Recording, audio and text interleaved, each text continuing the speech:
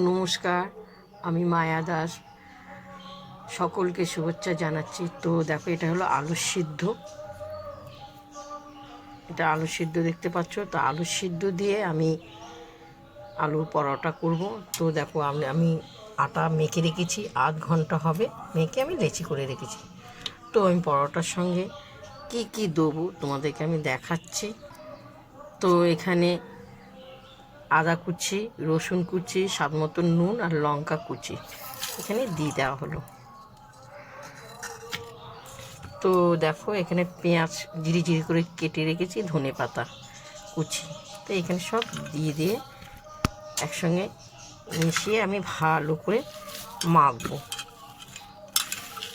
খুব একদম কোনো গোটা গোটা যেন না থাকে, পুরো মিহিভাবে মাখতে হবে। বুঝতে পেরেছি? যেরকম তোমরা আলু মাখো সেমনি আলুর মতনই এটা মাখা হবে। আমি ভালো করে মাখবো। তো দেখো, আমার খুব সুন্দর করে মাখা হয়ে গেছে। তো তোমাদেরকে তো আমি দেখাতে পারবো না। আমি এরকম গোল করে পুর ভরবো। খুব সুন্দর। তোমরা তো সবসময় রুটি খাও, একঘেয়া রুটি তো সবার ভালো লাগে না। তা তোমরা এইভাবে করে খেয়ে দেখো।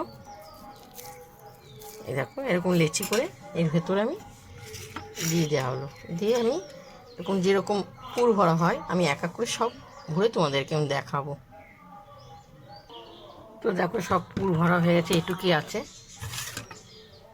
এরপর আমি বেলবো।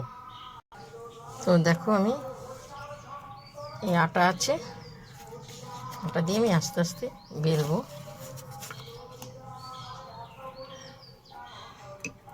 তো আমি বেলনিটা দিয়ে আমি তোমাদেরকে এক হাতে দেখাতে পারবো না সম্পূর্ণ।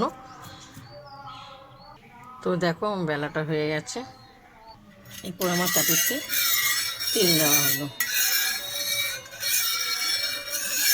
তো তোমরা এটা সকালে খেতে পারো পরিবারে, আর বিকেলে খেতে পারো। সবসময় একঘেয়া রুটি খাও, ভালো লাগে না।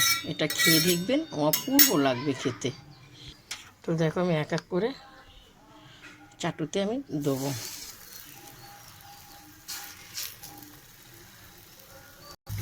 তো দেখো, আস্তে করে খুব সুন্দর লাল লাল হয়ে গেছে।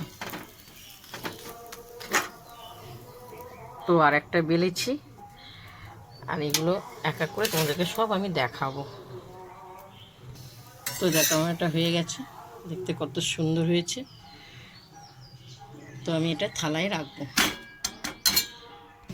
একটু পরিমাণে একটু তেল দেওয়া হলো, অল্প অল্প করে দেওয়া হলো।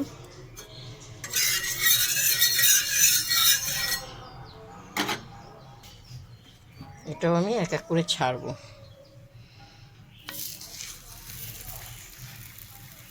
তো দেখো, আমার চারটে হয়ে গেছে। আর এটা থেকে লাস্ট তোমাদেরকে আলু পরোটাটা দেখালাম কিভাবে রেসিপিটা। তো দেখো, তোমাদের যদি ভালো লাগে আমাকে লাইক দিয়ে শেয়ার করো, কমেন্ট করে জানাবে। দেখো, খুব সুন্দর নরম হয়েছে, একটা খেলে পেট ভরে যাবে। তাই এটা হলো এটা আলু দিয়ে সবসময় খুব সুন্দর নরম হয়। তা সকালেও খেতে পারো, বিকেলেও খেতে পারো। সকালের টিফিন পেট ভরার মতন না, সকালে তোমরা যেভাবে খাও সেভাবে পেট হালকা পেট ভরবে। তো চলো, সস দিয়ে খাবো।